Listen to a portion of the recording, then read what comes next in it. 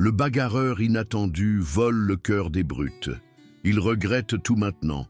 Antoine Dubois se tenait à l'entrée du lycée Victor Hugo, serrant les bretelles de son sac à dos usé, tandis que les élèves l'entouraient comme l'eau autour d'une pierre. À 17 ans, il était mince et dégingandé, avec une peau mate qui semblait le rendre invisible dans la foule. Ses cheveux bruns sombres tombaient sur son front, cachant partiellement des yeux marrons qui gardèrent des secrets que personne ne prenait la peine de découvrir.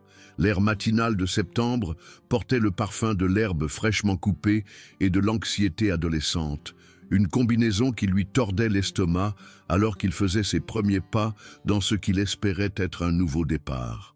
Déménager de Marseille à cette petite ville de Bretagne avait été l'idée de sa mère après la mutation de son père. Antoine avait laissé derrière lui des amis, des habitudes et la salle de boxe clandestine où il avait passé 3 ans à apprendre à canaliser sa colère en combinaisons précises et en un jeu de jambes dévastateur. Son entraîneur, Kader, avait été comme un second père, lui enseignant que la vraie force venait de la discipline et de savoir quand ne pas se battre. L'arme la plus mortelle est celle qui reste dans son étui, disait toujours Kader, et Antoine avait intériorisé cette sagesse si profondément qu'elle était devenue une partie de son ADN.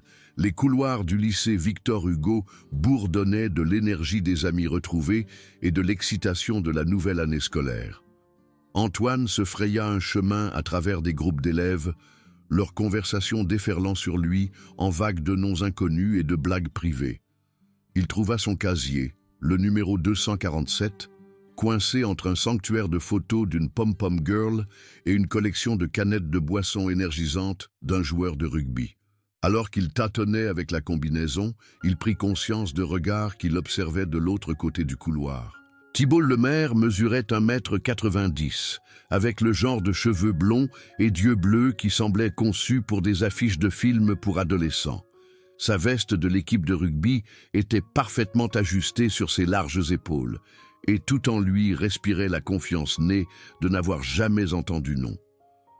À ses côtés se tenaient ses lieutenants, Corentin Garnier, un rouquin trapu avec des taches de rousseur et un penchant pour la méchanceté, et Maxime Dubois, mince et nerveux avec le genre de sourire qui n'atteignait jamais ses yeux. C'était le genre de garçon qui avait régné sur les cours de récréation de leur école primaire et qui n'avait jamais appris que le monde ne tournait pas autour de leurs caprices. Mais ce n'était pas seulement Thibault qui avait attiré l'attention d'Antoine. Debout à côté de lui, riant de quelque chose qu'il avait chuchoté, se trouvait la plus belle fille qu'Antoine ait jamais vue. Léa Moreau avait des cheveux auburn qui captaient les lumières fluorescentes comme le feu, des yeux verts qui pétillaient d'intelligence et un sourire qui pouvait arrêter la circulation. Elle portait un simple pull bleu qui semblait d'une certaine manière griffé sur sa silhouette, et quand elle riait, le son portait à travers le couloir comme de la musique. Antoine sentit son cœur faire un bond, puis se força à détourner le regard, sachant que les filles comme Léa ne remarquaient pas les garçons comme lui.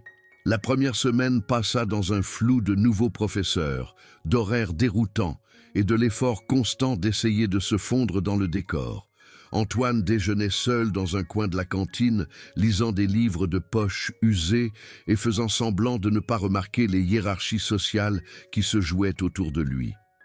Il observait la bande de Thibault tenir court à la table du centre, leur voix portant à travers la pièce alors qu'ils planifiaient des soirées de week-end et discutaient des prochains matchs de rugby. Léa était assise avec eux, mais Antoine remarqua qu'elle avait souvent l'air mal à l'aise lorsque les blagues de Thibault devenaient cruelles ou lorsque ses amis se moquaient d'autres élèves. C'est au cours de la 2e semaine que Thibault remarqua Antoine pour la première fois. Le nouveau se rendait à son cours de chimie lorsque Thibault se planta directement sur son chemin, flanqué de Corentin et Maxime. Le couloir sembla s'ouvrir autour d'eux, les autres élèves créant instinctivement de l'espace pour ce qui allait se dérouler. « Salut le nouveau », dit Thibault, sa voix empreinte d'une fausse amabilité. « Je ne crois pas qu'on nous ait présenté correctement. Je suis Thibault, et c'est mon lycée. » Antoine leva les yeux vers lui, reconnaissant la posture territoriale pour ce qu'elle était. « Antoine, répondit-il simplement, essayant de les contourner. Corentin bougea pour bloquer son chemin. « Où vas-tu si vite, Antoine? Tu ne veux pas discuter avec tes nouveaux amis ?»« Je ne veux pas d'ennui, » dit Antoine calmement, sa voix stable malgré la montée d'adrénaline familière. Ses mains restèrent détendues à ses côtés, mais son poids se déplaça légèrement sur la pointe de ses pieds, une préparation subtile que Kader lui avait inculquée d'innombrables fois. Thibaut rit, un son qui ne contenait aucune chaleur. « Des ennuis? Qui a parlé d'ennuis? Nous sommes juste accueillants. » Il tendit la main et donna une pichenette sur l'oreille d'Antoine, assez fort pour piquer. « Tu vois, amical. » La pichenette n'était rien. Antoine avait encaissé des coups de poing qui auraient terrassé la plupart des gens, mais l'humiliation publique brûlait plus fort que n'importe quelle douleur physique. Les élèves s'étaient arrêtés pour regarder, leur visage montrant le mélange de fascination et d'horreur qui accompagnait le fait d'être témoin d'un prédateur jouant avec sa proie. Antoine sentit sa mâchoire se serrer, sentit le feu familier monter dans sa poitrine, mais la voix de Kader résonna dans sa mémoire. « Au moment où tu te bats contre quelqu'un de plus faible que toi, tu deviens la brute. » Alors, Antoine ne fit rien. Il resta là, absorba l'humiliation et attendit qu'il s'ennuie. Après ce qui sembla des heures, mais qui ne dura probablement que quelques secondes, Thibaut s'écarta avec une révérence exagérée. « À plus tard, Antoine, » dit-il, insistant sur le nom comme si c'était une blague. Cet après-midi-là, Antoine se retrouva dans le gymnase de l'école pendant son heure libre, attiré par le bruit rythmé des sacs de frappe et l'odeur familière de la sueur et des tapis de caoutchouc. L'entraîneur, un homme grisonnant nommé Yann Le Goff, leva les yeux de son presse-papier lorsqu'Antoine entra. « Tu cherches à rejoindre l'équipe, fiston ?» demanda l'entraîneur Le Goff, évaluant la silhouette mince d'Antoine avec un œil expérimenté. « Je me demandais juste si je pouvais utiliser le gymnase de temps en temps, » répondit Antoine. « J'aime m'entraîner. » L'entraîneur Le Goff fit un signe de tête vers l'équipement. « Tant que tu nettoies après toi et que tu ne gênes pas l'entraînement de l'équipe, fais-toi plaisir. Quel est ton parcours ?»« Boxe, » dit simplement Antoine. Les sourcils de l'entraîneur se levèrent légèrement. « Où t'es-tu entraîné ?»« La salle de Kader à Marseille, 3 ans. » La salle de Kader. La voix de l'entraîneur Le Goff portait un nouveau respect. « Je connais cet endroit. De sérieux combattants en sortent. » Il étudia Antoine plus attentivement. « Tu es bon ?» Antoine haussa les épaules. « Assez bon. » Au cours des semaines suivantes, Antoine établit une routine. Il arrivait au gymnase pendant le déjeuner ou après l'école lorsque l'équipe de rugby ne s'entraînait pas. Il s'enroulait les mains, travaillait le sac de frappe, pratiquait son jeu de jambes et se perdait dans le rythme familier de l'entraînement. C'était le seul moment où il se sentait vraiment lui-même, où le masque prudent de l'invisibilité pouvait s'effacer et où il pouvait se souvenir de qui il était vraiment. Pendant ce temps, la campagne de harcèlement de Thibaut s'intensifia. Cela commença petit, des coups d'épaule dans le couloir, des livres renversés des mains d'Antoine, des commentaires bruyants sur ses vêtements ou son déjeuner. Antoine endura tout cela avec une dignité tranquille, mais à l'intérieur, il cataloguait chaque affront, chaque moment d'humiliation.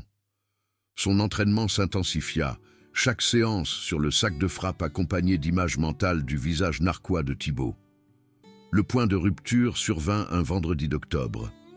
Antoine traversait la cour, essayant de trouver un endroit tranquille pour déjeuner, lorsqu'il entendit la voix de Léa s'élever avec colère. « Arrête, Thibaut, ce n'est pas drôle !»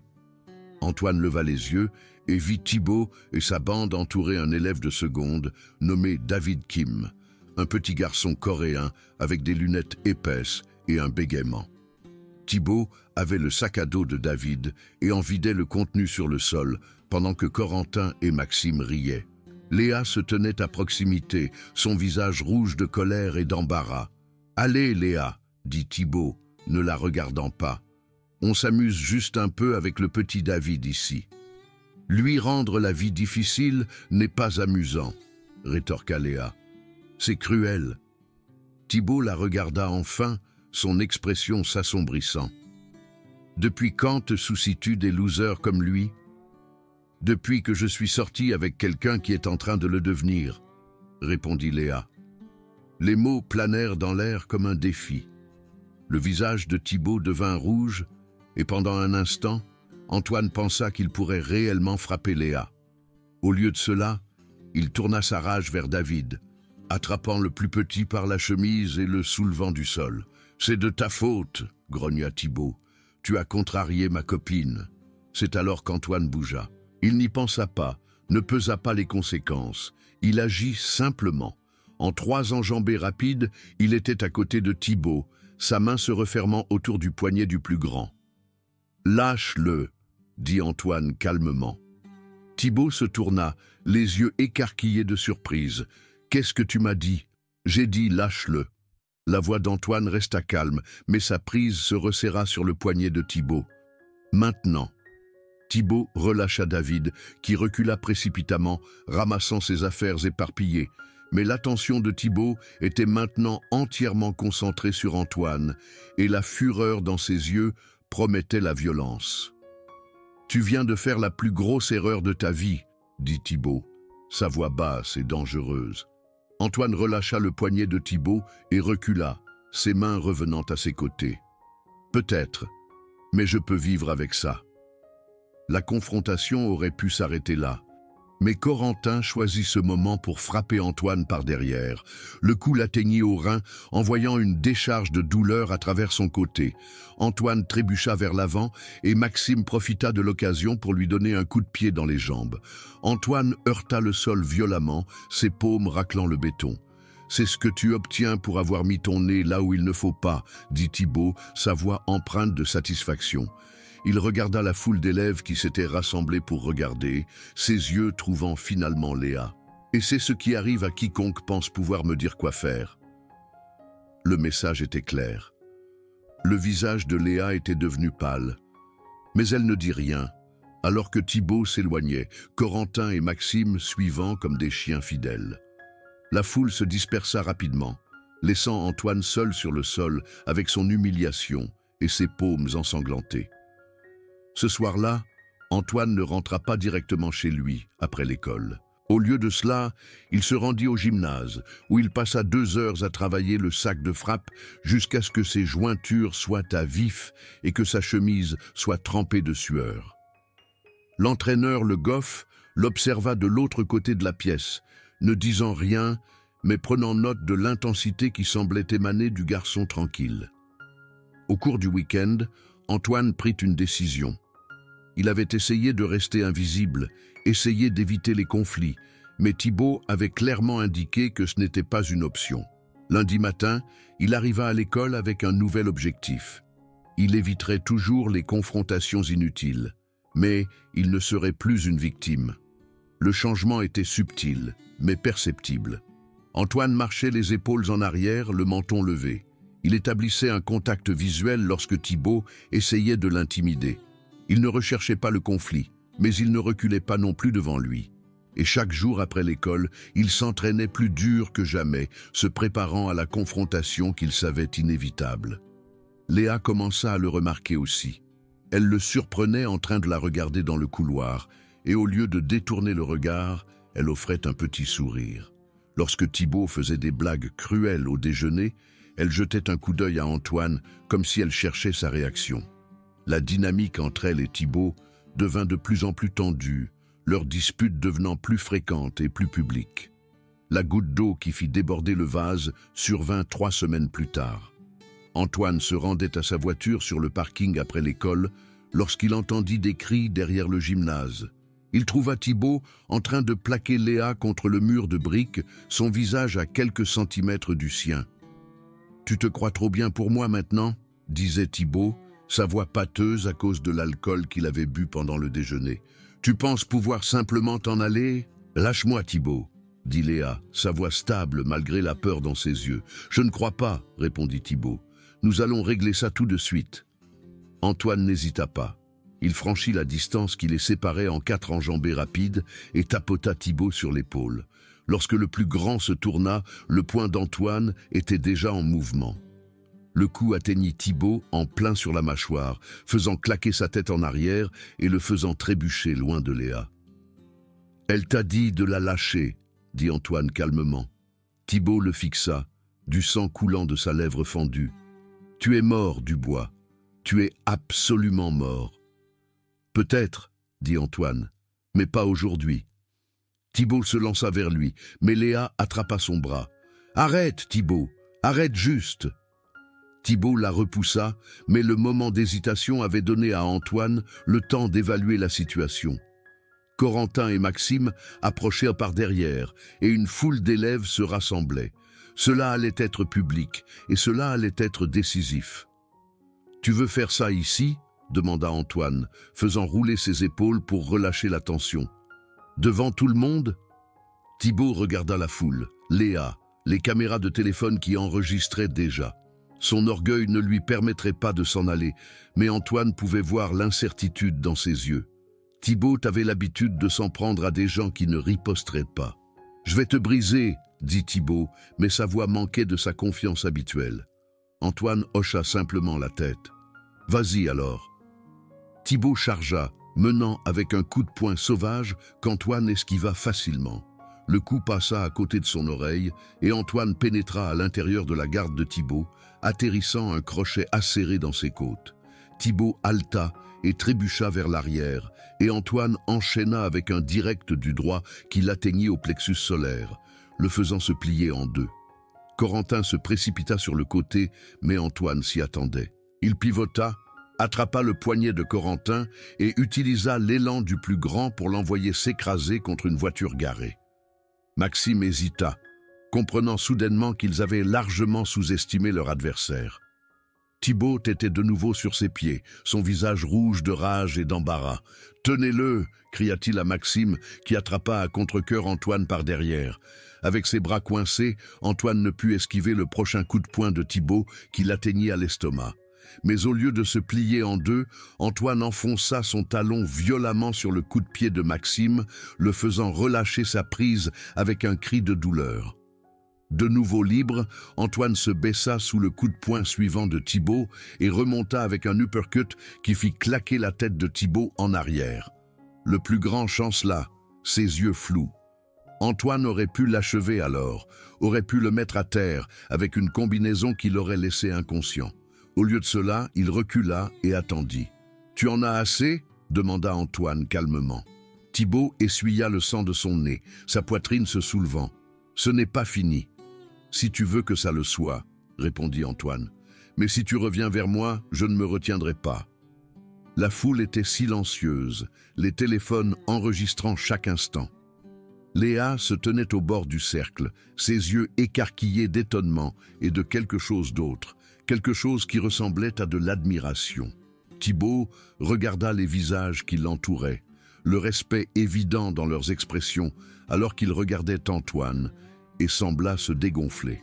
« Peu importe », marmonna-t-il, puis se tourna et s'éloigna, Corentin et Maxime boitant après lui.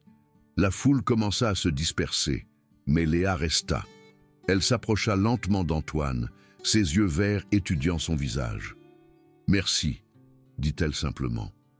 Antoine haussa les épaules, soudainement mal à l'aise. « Il n'aurait pas dû te saisir comme ça. »« Non, » dit Léa, se rapprochant.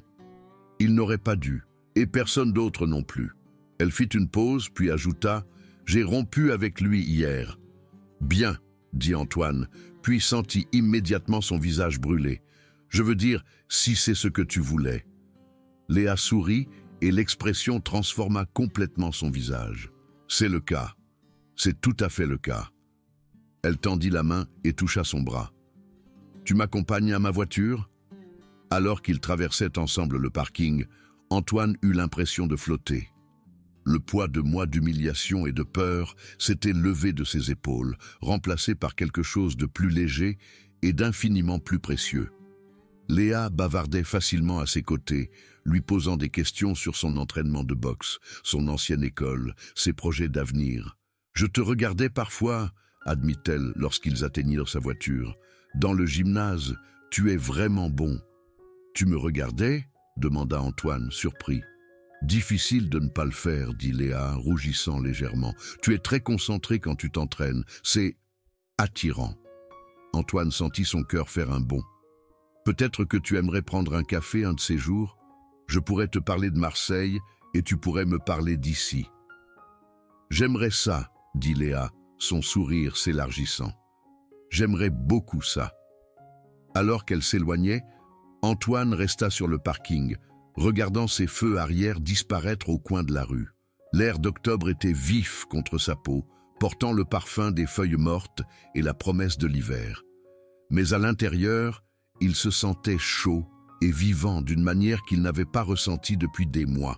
Le lundi suivant, les couloirs du lycée Victor Hugo semblaient différents. Les élèves hochèrent la tête à Antoine lorsqu'il passait, certains offrant des sourires timides ou de petits signes de la main. Thibaut et sa bande étaient visiblement absents de leurs endroits habituels et l'atmosphère à la cantine était plus légère, moins tendue.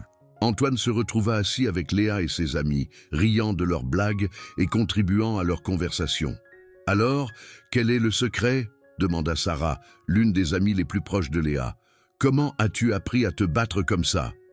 Antoine jeta un coup d'œil à Léa, qui lui serra la main sous la table. « Mon entraîneur à Marseille m'a appris que se battre ne consiste pas à être le plus fort ou le plus méchant. Il s'agit d'être intelligent, d'être patient et de savoir quand agir. Et quand ne pas agir, ajouta Léa, la compréhension scintillant dans ses yeux. C'est vrai, acquiesça Antoine. Le plus difficile n'est pas d'apprendre à se battre, c'est d'apprendre quand on devrait le faire. Thibaut finit par revenir à l'école, mais il était différent. La fanfaronnade avait disparu, remplacée par une méfiance qui le suivait dans les couloirs. Il laissa une large place à Antoine, et lorsque leurs yeux se croisèrent, il n'y avait aucun défi dans son regard, seulement une sorte de respect réticent. La dynamique avait changé de façon permanente, et tout le monde le savait. L'entraîneur Le Goff approcha Antoine après l'une de ses séances d'entraînement, une proposition dans ses yeux. « Je pensais à créer un club de boxe, dit-il. Ça t'intéresserait de m'aider à entraîner ?» Antoine considéra l'offre, puis hocha la tête. « J'aimerais ça. Mais je veux leur enseigner les mêmes choses que mon entraîneur m'a enseigné, c'est-à-dire que la vraie force vient de la protection des gens, pas de leurs blessures, que le meilleur combat est celui qu'on n'a pas à mener. » L'entraîneur Le Goff sourit.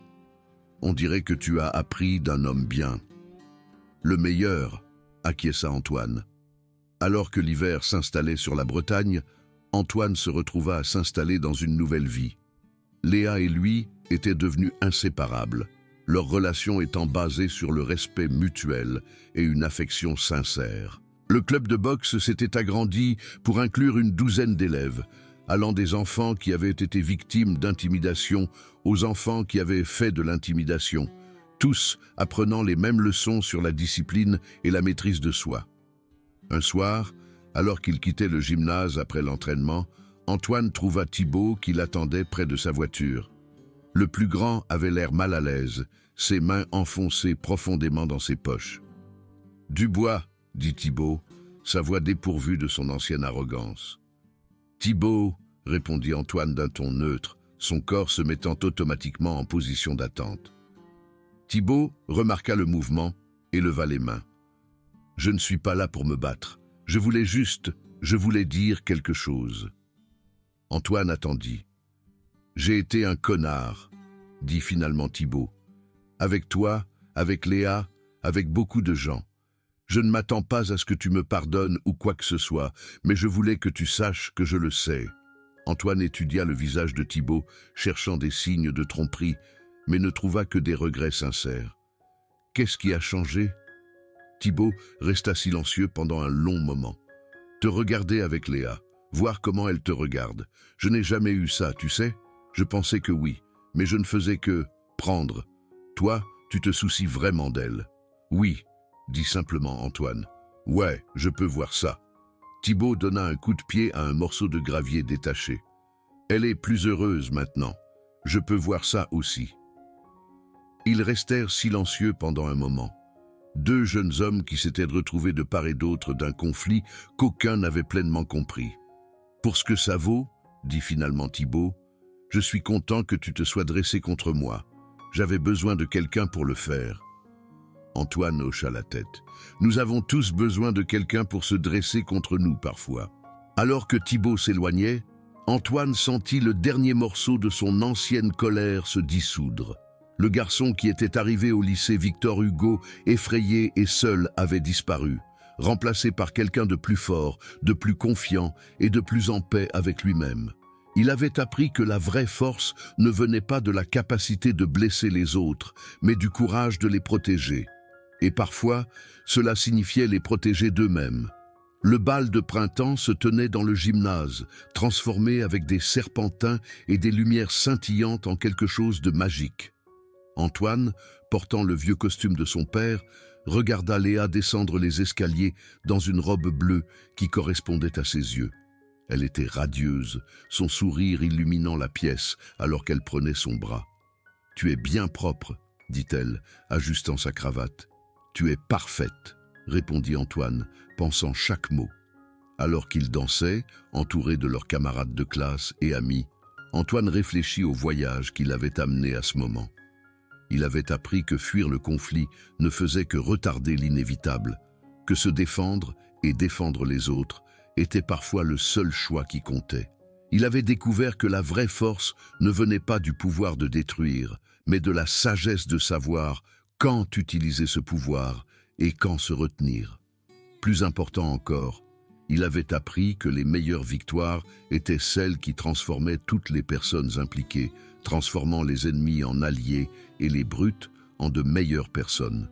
Le garçon effrayé et solitaire qui avait franchi les portes du lycée Victor Hugo il y a 8 mois avait disparu, remplacé par quelqu'un qui comprenait que le vrai courage n'était pas l'absence de peur. C'était la décision de faire ce qui était juste, malgré cette peur. Alors que la musique gonflait autour d'eux, Antoine attira Léa plus près de lui, reconnaissant le chemin tortueux qui l'avait conduit à ce moment, à cette fille, à cette vie. Parfois, les pires choses qui vous arrivaient s'avéraient être les meilleures choses qui auraient pu arriver, et parfois les personnes qui vous blessaient le plus finissaient par vous enseigner les leçons les plus importantes de toutes. La piste de danse était pleine de couples, mais Antoine n'avait d'yeux que pour Léa, son rire se mêlant à la musique alors qu'ils tournaient ensemble sous les lumières. C'était ce que le bonheur ressentait, réalisa-t-il. Pas l'absence de conflit, mais la présence de quelque chose qui valait la peine de se battre.